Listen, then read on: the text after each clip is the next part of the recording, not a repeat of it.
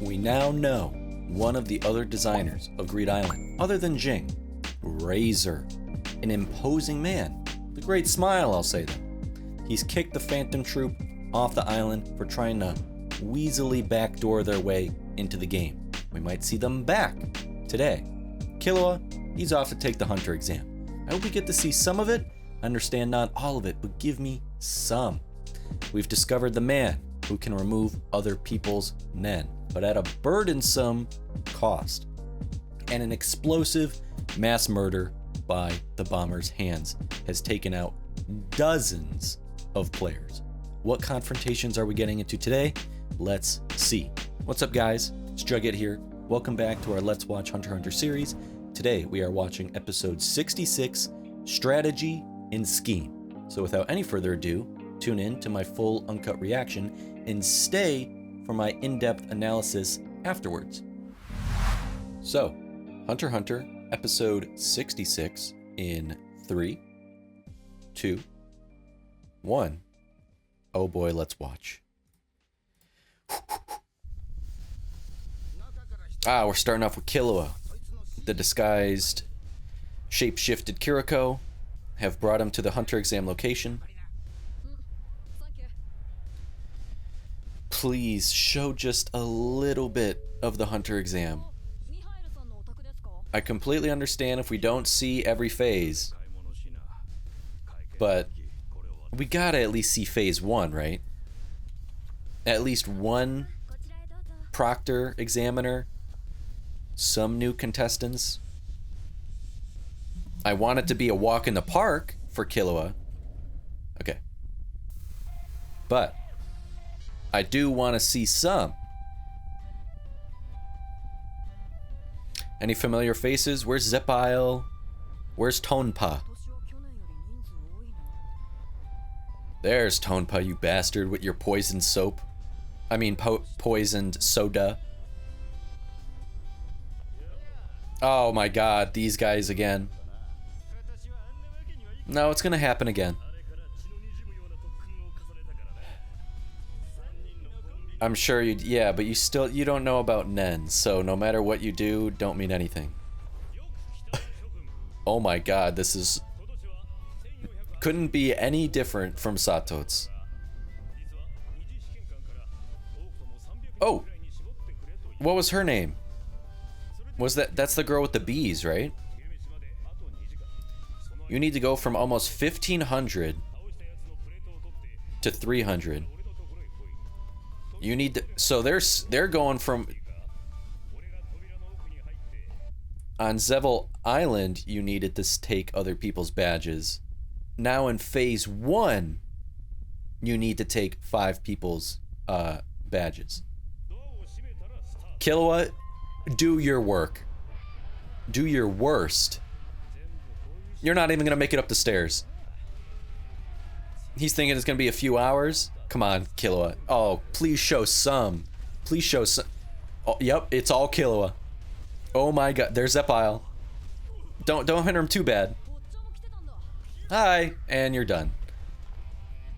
Is Killua gonna get his hunter card in 20 minutes?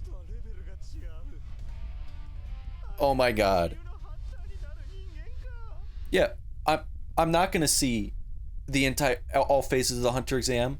I'm not gonna see. Oh my god, I skipped so far. What did I just do? I got too excited. Okay. I'm not gonna see the entire Hunter exam because there isn't gonna be an entire Hunter exam. Killua is gonna get his card in phase 1. I'm honestly kind of shocked that there's not multiple Nen users though. Like, what if there was another Hisoka or another Gitarok or Illumi who already know Nen? There wasn't anyone this year? Huh. Done. Actually, you have your only contestant.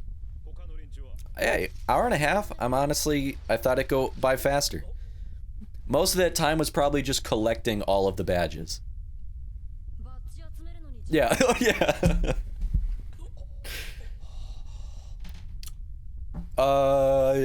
You're gonna have to talk to some superiors.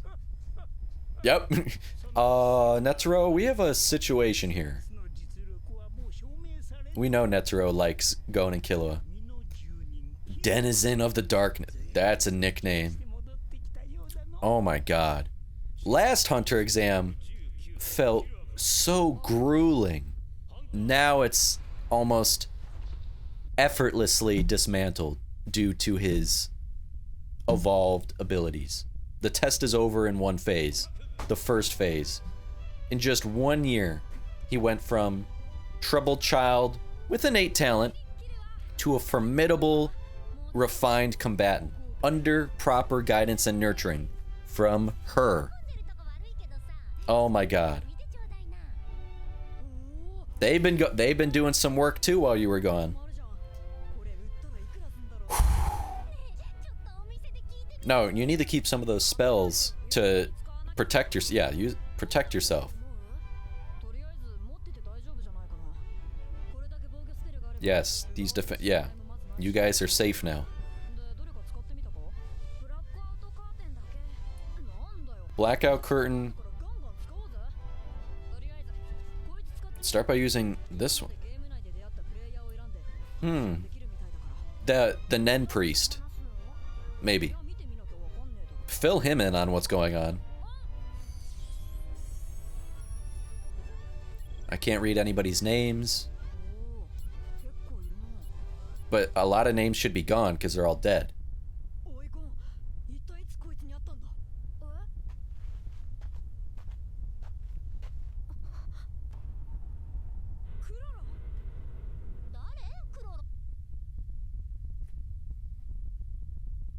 Excuse me?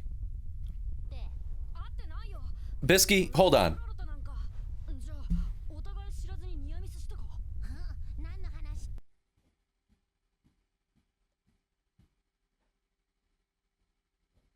What the actual fuck? Bisky, stop. We need to figure that. There's no way Chrollo's on this island.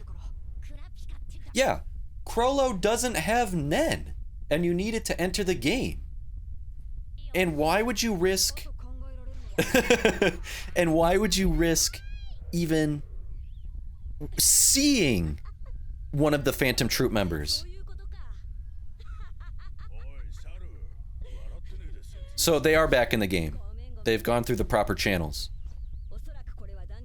Yeah, it's no way it's Chrollo. Yeah.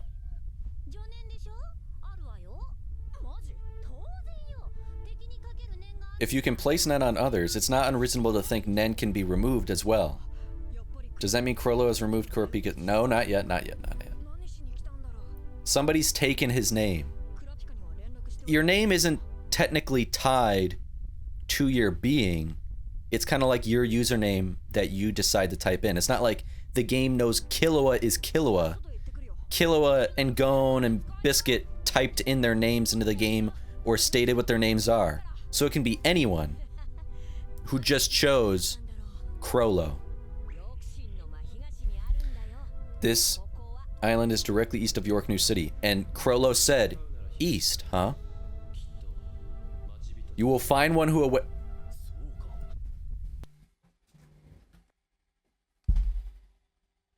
It's fucking Hisoka. Oh my fucking god, Hisoka's on the fucking island. The one person who knows them all and can talk to them.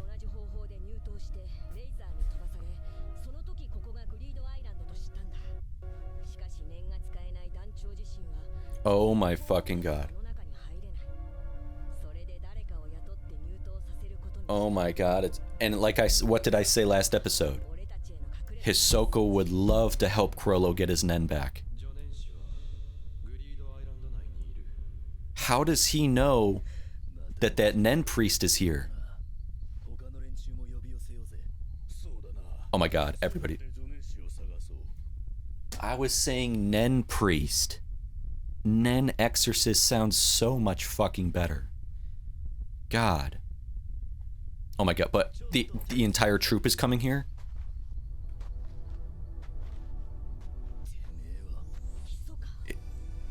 I can't believe Hisoka's on the island. Yes, as a he wanted people to see it. Yeah, nobody else knows a name like that.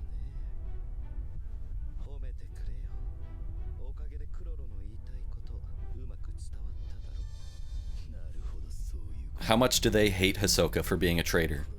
For being a double crosser? Yeah.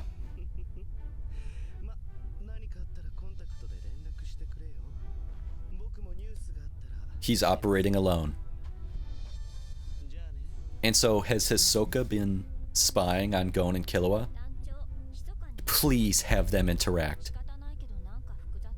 Please. I want Hisoka to see how much Gon and Killua have grown and evolved.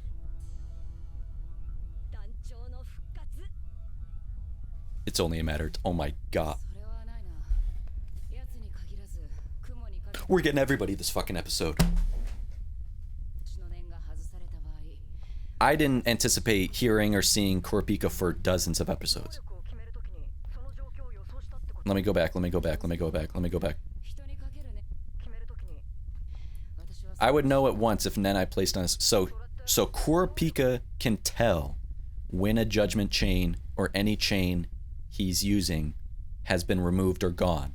So if the Nen exorcism sounds so much better, if the Nen exorcism goes through, Kurapika knows. If you're able to place Nen on others, it would only make sense to assume it can be removed by others.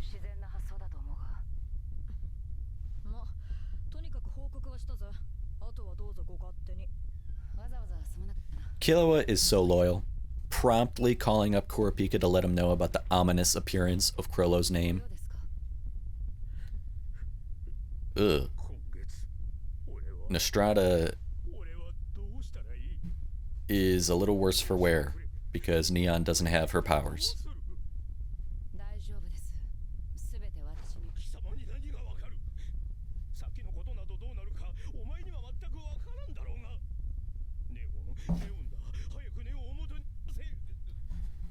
So this mafia family's going in the toilet.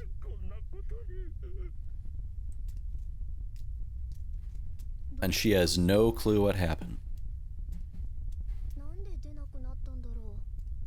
I forget, she doesn't even know what Nen is, right? She doesn't even know the fact that she's a specialist and that her ability was a Nen ability because she's a specialist. She has no clue about that.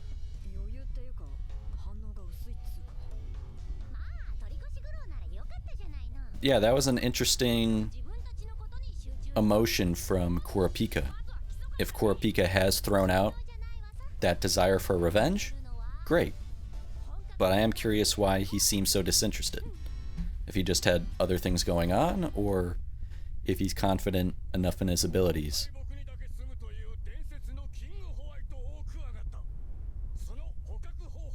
We're after more cards. No problem for Gon. He's gonna destroy the whole tree. Never mind, I wouldn't go that far, but I would hate being under that tree. Wow, they got 3? Having a monopoly over some of these cards.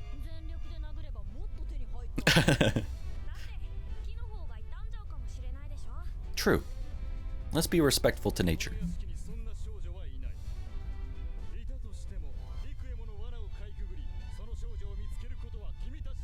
Also, no issue for them.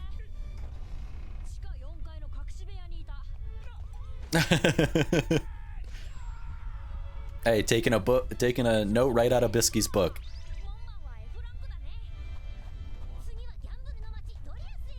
Uh-oh, City of Gambling? I just came back from a trip to Las Vegas. Playing some blackjack. Roulette. How fitting. That's why I wasn't able to upload a new episode for a week, because I didn't have time enough to edit and upload because I went on a trip with my family. Whoa, let me read these. Let's slow down. Let me read these. When you wear this necklace, you can reflect all attack spells. Somebody put that on. I think Gon already has it on.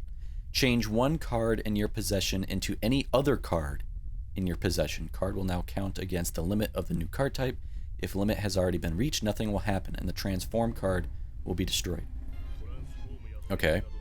Fake. Change fake into any card type from 1 through 99. The new card can be placed in a restricted pocket, but it will not count toward the book completion and cannot be transformed into an item. It will also not count toward card limit.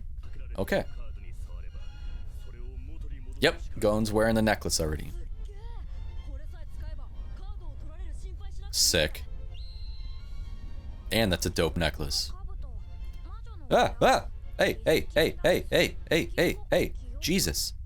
A player will always remember everything seen or heard while wearing this item. Unfortunately, helmet is very large and heavy. If player kisses a pill before feeding it to a target, target will become beholden to play. Whoa. Each pill will remain effective for 1 week. Each bottle contains 500 pills.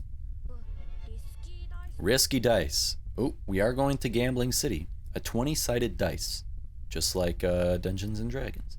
Even though that's... yeah. One side says bad luck, while the other 19 say good luck. Oh, God. If player rolls good luck, something good will happen. But if player rolls bad luck, something bad will happen to cancel out everything else that was good. Great, so you can fucking die. A legend... oh my God, I forgot there's some... I'm so sorry, people.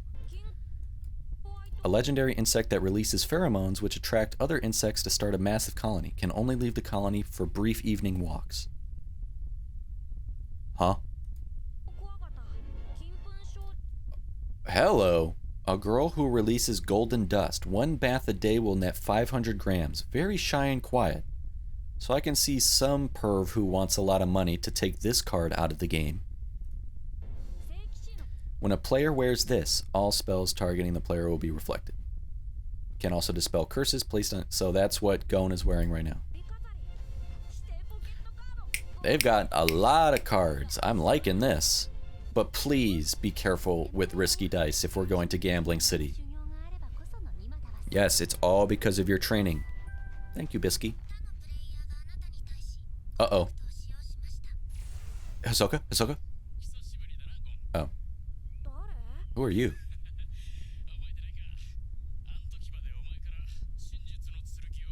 Oh.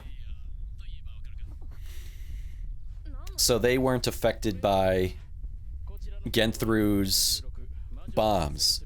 They're a part of a whole separate alliance, it seems.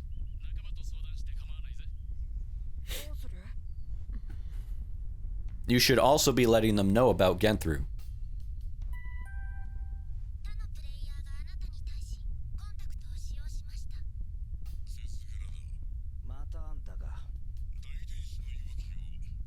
Genthru don't want to trade anything.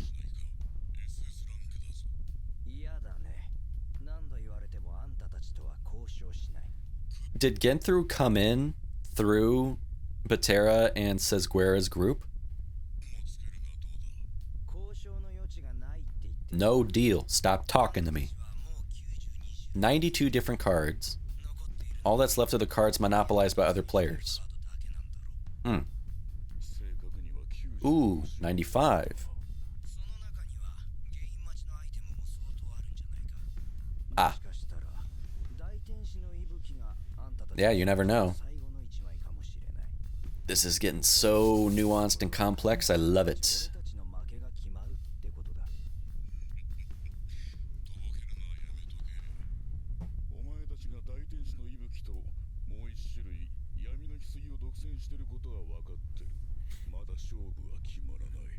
Look at these militaristic looking guys. When you see his eyes through his glasses, he looks so scary.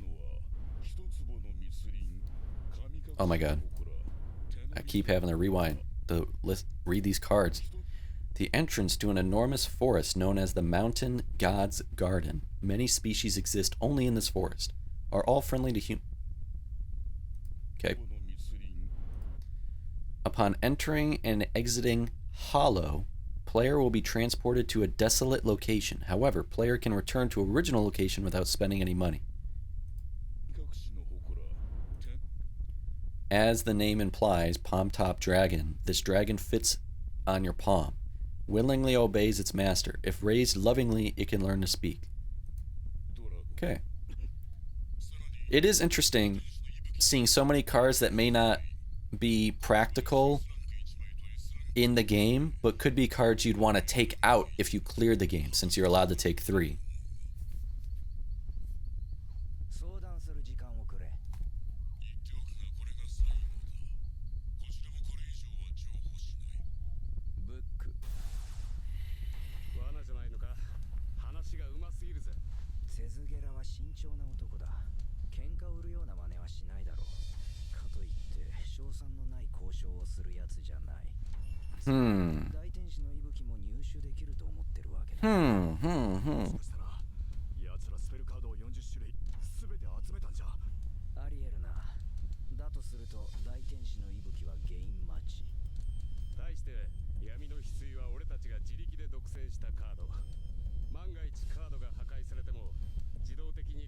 One of our Jade Jewels will be automatically turned into a... So, they're refraining from using gain to turn them into cards so that they remain as items.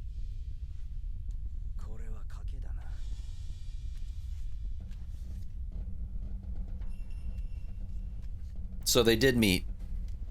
Now, you should really tell them what the Nen Exorcist told y'all. Please. Did we just forget that, or... Yeah, how uneventful, how... Yeah, it's almost disappointing when, to actually have people playing, fairly. Playing decently.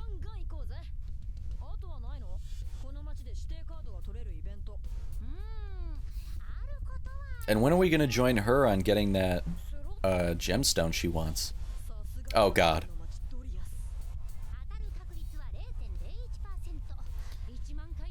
Oh god.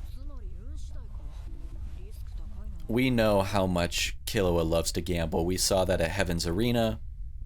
We know how much he loves spending money. He's gonna go for the risky dice. Ugh. The risky dice. A tantalizing chance at fortune, but the lurking threat of fatal misfortune. Please, God. Like all gambling. Again, how ironic is it? This is the episode I watch after coming back from Vegas and gambling. Every roll is a risk. God. Ambition and mortality. Hunter x Hunter is about the precarious balance between the two. Yeah, please listen to Bisky. You don't know that.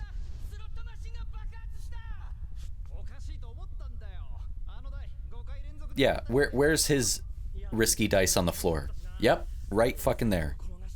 Yeah.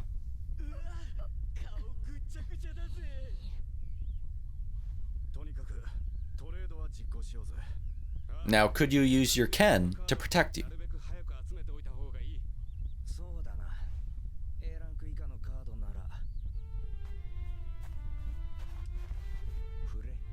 Uh-oh.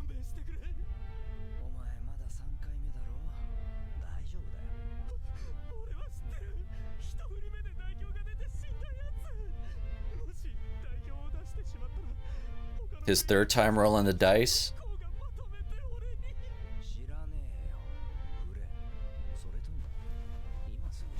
Do the probabilistic math of rolling a 1 in 20 dice X amount of times. What's the probability chance of hitting that bad luck? I don't feel like doing that myself right now.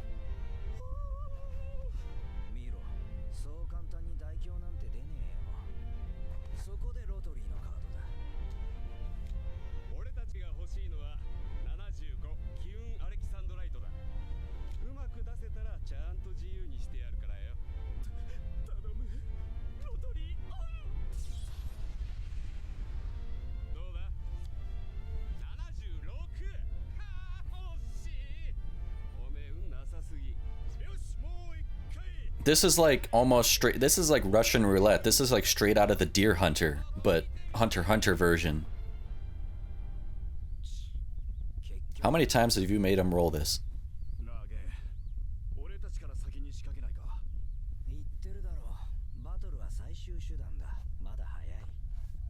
Combat should be our last resort after you blew up like 50 people.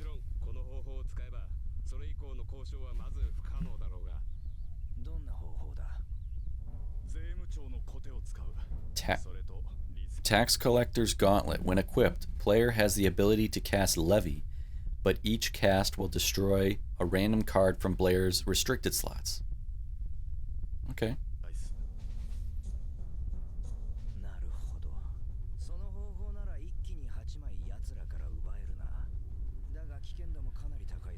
Very risky.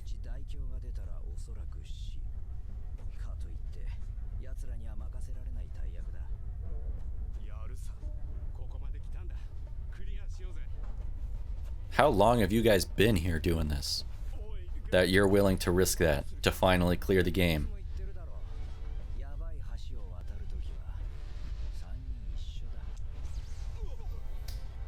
At least Genthru is, what would you say that? At least he's a man.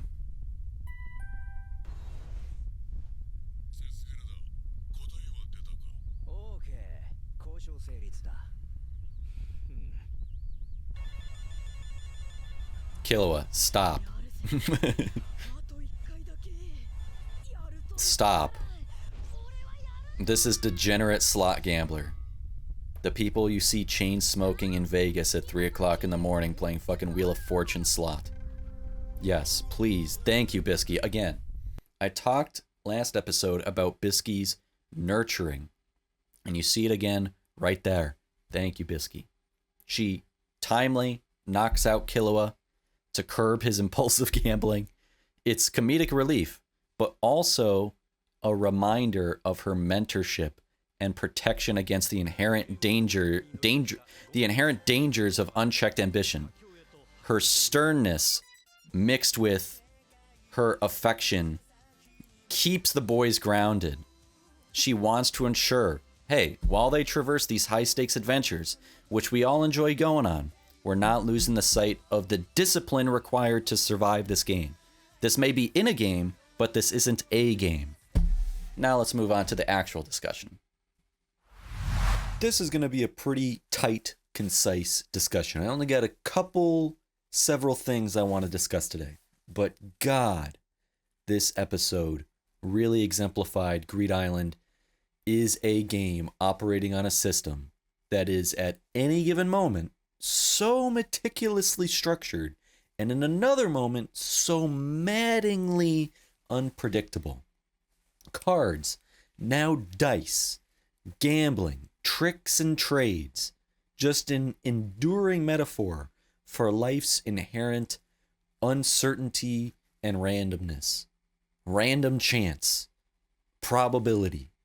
Every decision our characters are making here is just a roll of that dice. In this episode, we see it quite literally. Thank you, Bisky, for karate chopping Killua out cold and dragging his ass away from that slot machine before he ruined his life. Killua, again, let's keep on him, returns from an astonishing performance at the 288th Hunter exam. It's already over. Effortless domination, a testament to Bisky's training. Back on the island, we shift back to focus on the game's actual mechanics. The card system, trade negotiations, in-game challenges. We don't see a whole lot of that with the internal politics and drama going on between the characters themselves. It's this use of one card in particular that revealed a name that dropped my jaw, and then dropped my jaw again when the person stepped forward. Chrollo's name appearing on screen when using that contact card. At the same time, we have different elite groups led by elite players like Genthru, Sesguera, negotiating and trading and strategizing for their last remaining cards. Everything and everyone's getting more greedy, more risky, and everyone's getting more powerful. So let's dive in to these tight topics I want to talk about. Again, I'm going to say we're going to stick on Killua. Killua has evolved and matured at a rapid pace. His performance at the Hunter exam shows just how much. Dispatching with ease nearly 1,500 applicants in an hour and a half. And most of that time taken up simply having to collect almost 1,500, over 1,000 badges by hand and put them in that sack. I love how last episode I practically begged next episode to show and hoped to see at least some of the Hunter exam with Killua. I knew not to expect all of it, every phase, but please show some. And hilariously and ironically enough, I did get to see the entire Hunter exam from start to finish. I did get to see every phase because it was all over in under 2 hours. We didn't even exit phase 1 to enter phase 2. So I did end up getting my wish granted. In such a twist of irony, like a sick joke, the Hunter exam has long been a ritual meant to separate the exceptional from the mediocre. A grueling gauntlet where raw physical ability and the early signs of Nen mastery are tested. An exam full of unpredictable challenges and a motley crowd of hopefuls. Episode 66 completely flipped my expectations by making the exam a one-man show, a one-kid show. 1,500 contestants quickly reduced to a single extraordinary victor, Killua. Also interesting, there wasn't one single contender who even slightly had a chance against Killua, at least none that we saw, while previous Hunter exams, like last year for example, in which Nen users Hisoka and Illumi were present, or say even like a Hanzo, who I'm sure by now is a strong conjurer. Previous exams showcased a diverse mix of talent and potential. This year's iteration sees Killua completely dismantle the field before the exam even exits the initial phase. The literal meeting room where everyone files in and gets their badges didn't even make it out of the starting area. Also, what a tough first challenge. Essentially, the fourth phase from last year, but even more difficult in every way. You know nothing about the other players, whereas last year you were with them for a time being. You knew everyone pretty much. You're in a small ass room instead of a whole island. And you have to collect 5 badges instead of it being a point total system, including your own badge. Talk about a tough break. Not a single other applicant could stand toe-to-toe with Killua. That serves as a powerful statement on how drastically his abilities have evolved. First under Wing and at Heaven's Arena, then in Yorknu, and now on Greed Island under Bisky's mentorship. The latter being the heart of Killua's overwhelming success. Newfound agility, precision, control over his Nen, without his brother around to ruin everything. It's all not merely a result of innate talent. We know he has that. It's the earned product of rigorous training and discipline under a fantastic mentor. I love Bisky. Swiftly neutralizing everyone, all while maintaining this casual, almost disarming demeanor, like the quick hello to familiar face Zepile before dispatching him. That speaks volumes about his psychological maturing too, I feel. Killua stands as an outlier, and it's meant to be a visual testament to what can be achieved when your raw talent is refined and polished like a gemstone through relentless discipline. Killua is a sapphire. Killua, he set the collective standard.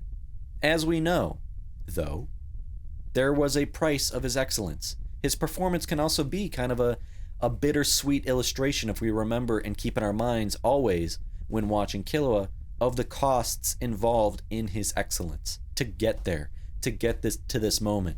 Your lowest low in order to achieve highest highs.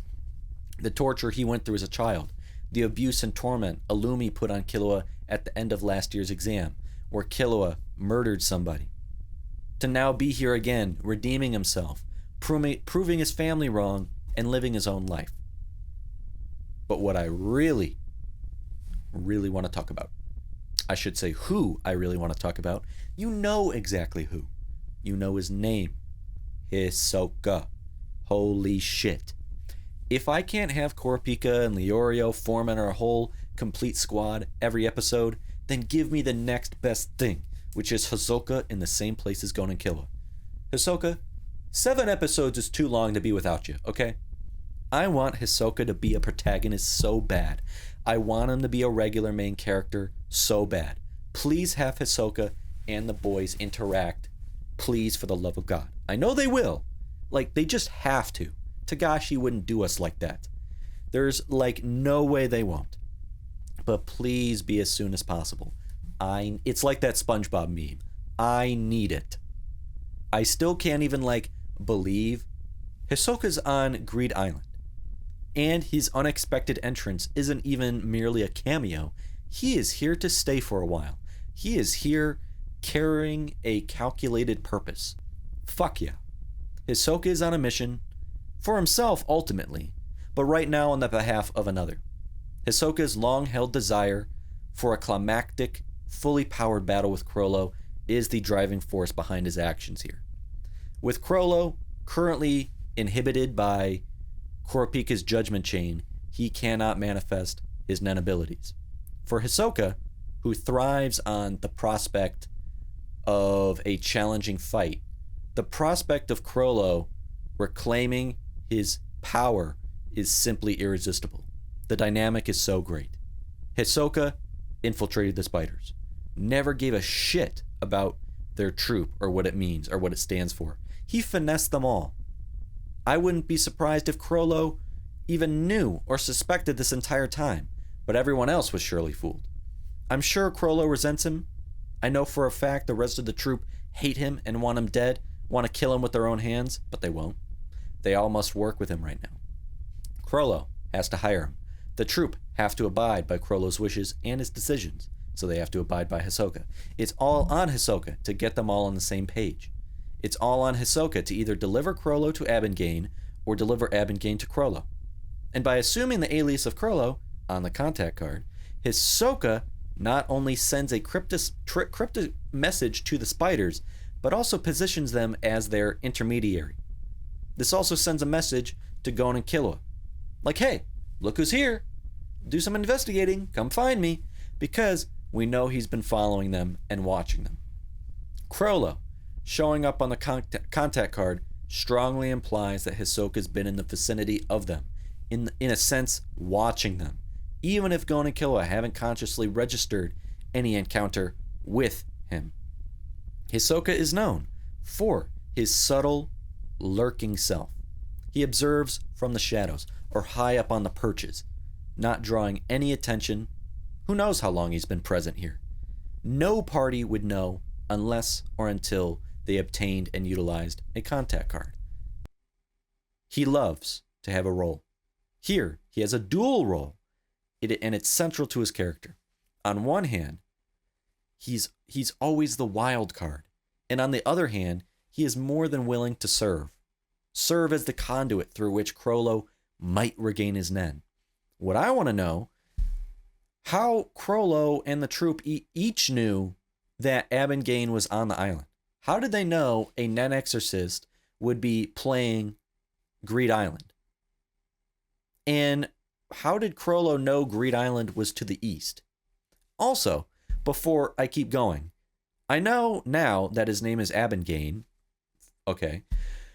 And it's Nen Exorcist. That sounds so much better than Nen Priest or whatever the hell title I was giving him. And it's like the word exorcist, exorcism, never even popped into my mind, and I don't know why. It makes such perfect sense. But moving on. Also, what does it mean for Kurapika, whose sensory abilities allow him to monitor the state of his Nen, like all Nen users I imagine can, therefore the state of his judgment chain? And he would be acutely aware of any changes, such as it going away. Kurapika didn't seem to care very much during that phone call. Unless he was simply too preoccupied. We see the Nostrada family's pretty much in an existential bordering on suicide attempt crisis. Their world's falling apart, but Kurapika was knowledgeable to the fact Nen can logically be removed from someone. So does any attempt to reverse the curse have to like be executed covertly somehow, lest Kurapika convene, if he even could? Like, how would that happen?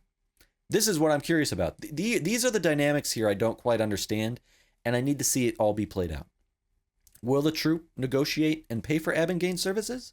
Will they lure or coerce him? Will they play nice because he's their one and most immediate chance to rescue Chrollo?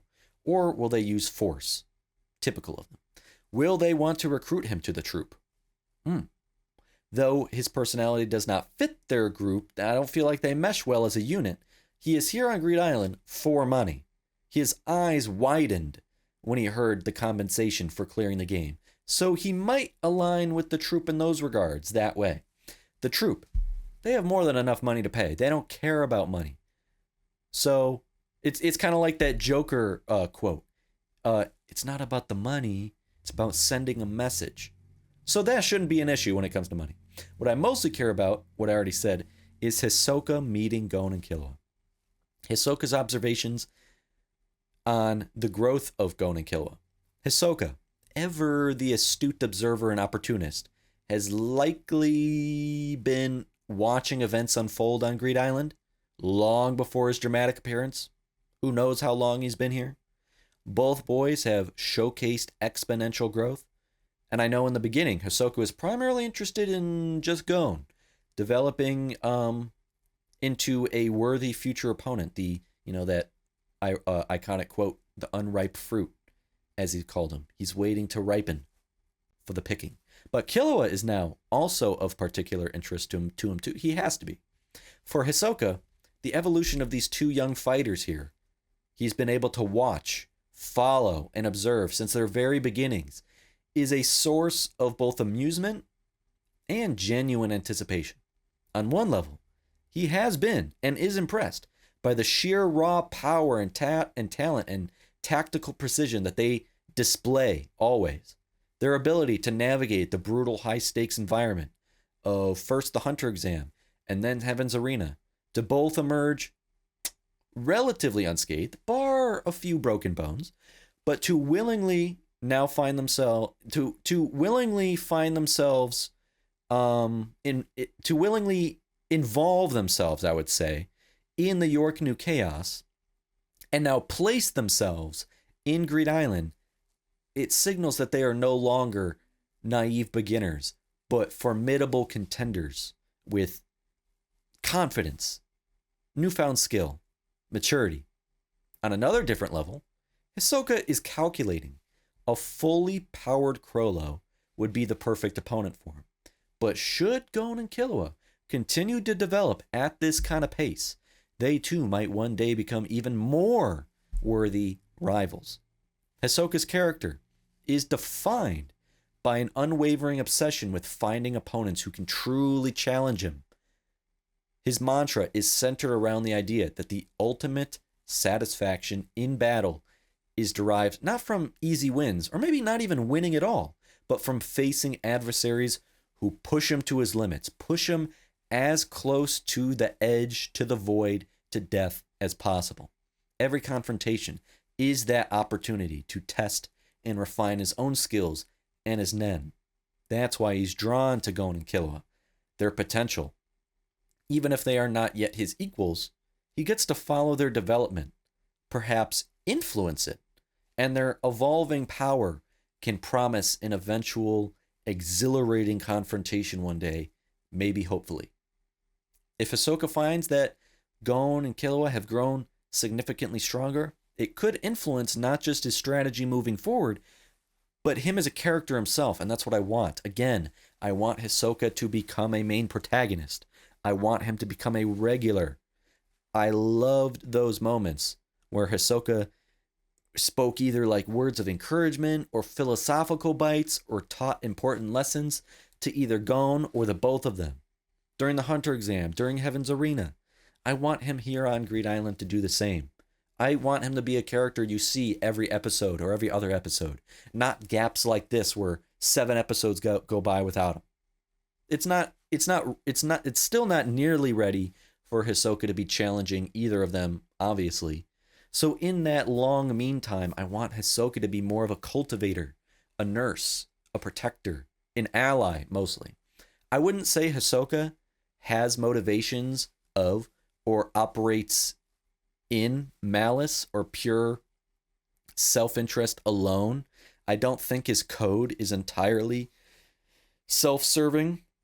By proxy, I think it helps and serves others. He is simultaneously an admirer of raw talent and a competitor, but depending on who is in front of him, I wouldn't say a merciless competitor. He has shown mercy to some, like our boys. His decision to act as both a rival at times and in some ways a mentor at other times are governed by the one central desire to witness and provoke growth in others. In doing so, he blurs the lines between friend and foe, mentor and an adversary. I'd love for his character development to lean more towards becoming someone you're rooting for, not just because he's cool and exciting and the bad boy and the anti-hero, but because his character earns that from us. That's what I want to see one day. And that, like I said, is my tight discussion.